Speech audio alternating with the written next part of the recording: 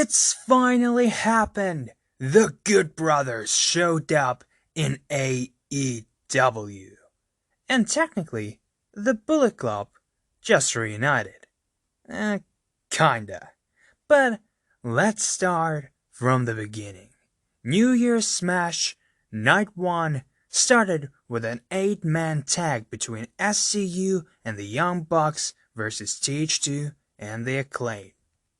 What a surprise! It was a fun, fast-paced match. Who would have guessed? We had big bros from the beginning, incredible athleticism, and hard-hitting action.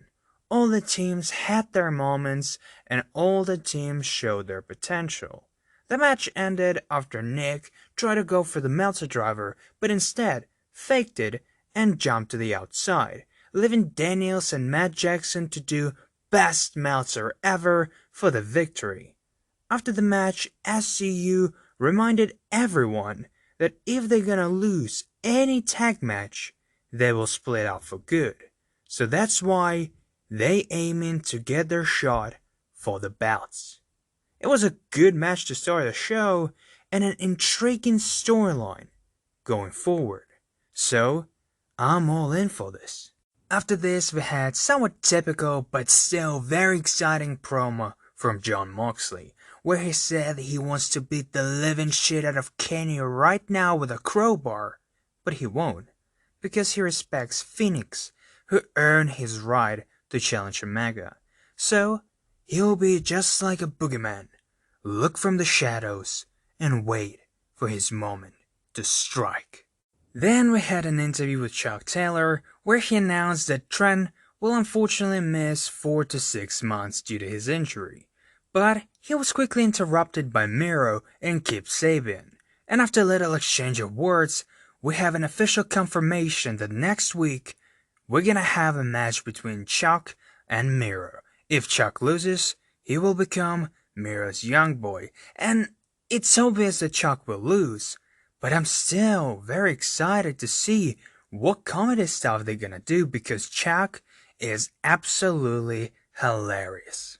After this, we had a match that I was so excited to watch, and thankfully, it didn't disappoint. Hager versus Wardlow. And yeah, it started off a little bit slow with the typical big Buffy action and with both men refusing to go down, but after the commercial break, the pace suddenly became faster and we had a great sequence between two wrestlers. The reversals of big finishers and some nasty hits. We saw multiple suplexes from both men and even a swanton bomb from Wardlow. And after a little exchange of hits on a top rope, Wardlow pushed Hager down and performed an F10 for the victory.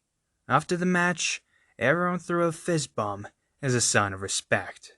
Then we had a weigh-in between Brian Cage and Darby Allin. We saw the new design of the TNT belt that looks pretty much the same, only instead of a red leather, now it's black. And because of that, undoubtedly, it looks even better. But in the segment itself, we found out that Darby weighs about 170 pounds, while Cage weighs about 272. Team Taz were about to attack Darby, but once again, Sting came down to save him. It was fine, but as I said so many times before, we do not need to see Sting every single week on Dynamite in a very similar segment. He loses his ability of being so special. He is still exciting to watch, but come on, not every single week. Please. Then we had a couple backstage segments where nothing really happened, but we found out that instead of Luchasaurus, Marcus Stunt and Jungle Boy will face against FTR. Nothing too drastically big, but still solid backstage segments. After this though, we had another good match between Cody Rhodes with Snoop Dogg in his corner and Matt Sydal. It was a fun technical match that once again showcased the abilities of Matt Sydal greatly, whether it be submissions or high flying. Cody, of course, had his moments to shine, and after a good sequence between those two, he nailed two crossroads for the victory. After the match, Chaos Project tried to attack Cody and Matt, but they beat them up, and then they let Snoop Dogg do a frog splash. I mean, it was fun, but this was quite a splash, and I think it deserved its own name. A 5-star dog splash. Yeah, I think it will suit it perfectly. Then we had probably the most questionable thing on the show, a match for the women's title between Shida and Abaddon. Why it was questionable? Well, it was kinda a gimmick match, because in an early stage of this match, Abaddon once again bited Shida's neck, and she needed to wrestle while still trying to sell the bite. And surprisingly, it was a decent match, where both women had their moments, and where Shida won after hitting her combination of Falcon Arrow and the knee. But the reaction to this match was definitely mixed. I didn't mind the bite and selling of it because I didn't really care about this match. And actually, I enjoyed the selling more than I enjoyed on the last week's episode, and I enjoyed the commentary so much more on the show because probably Jericho was there and he added so much emotions. But I understand why people didn't like it. But overall, thankfully, it was still a decent match. And finally, the main event. Phoenix versus Omega. What can I say? It was an instant classic, receiving 5-star from Meltzer and making people question, was it the best match in Dynamite history? And it definitely deserved the praise that it got. It was fast-paced, hard-hitting, beautiful match. It seems like every time Phoenix wrestles, he adds new moves to his arsenal because otherwise, I don't know what's happening. Because at one point, he did a moonsault into German suplex. Like, what do you mean? It's not even humanly possible. But he still did it. Just wow. The whole match, the chemistry between those two, the moves, everything was just phenomenal. And after a combination of V-triggers, Kenny nailed a one-winged angel for the victory.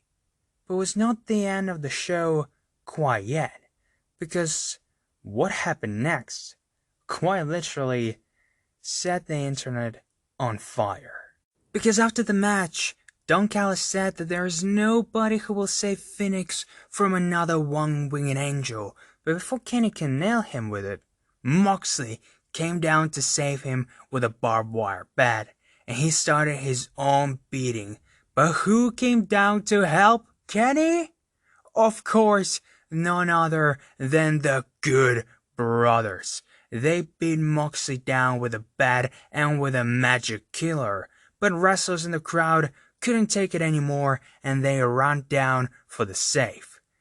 But instead, they got their asses beaten by the Super Elite. And when you think this segment just can't get any better, the Young Bucks ran out to cool down everyone. But while they tried to talk reason to the Good Brothers and Kenny, Varsity Blondes grabbed Kenny, and before you know, Matt Jackson almost instinctively superkicks the threat. And after a little stare down, Kenny suggests to throw the Too Sweet. And they do. And we get this iconic shot. It was beautiful. What else can I say? The reunion of the Bullet Club, a 5-star match, and a lot of fun, good matches throughout the show. It was once again one of the best Dynamites in history.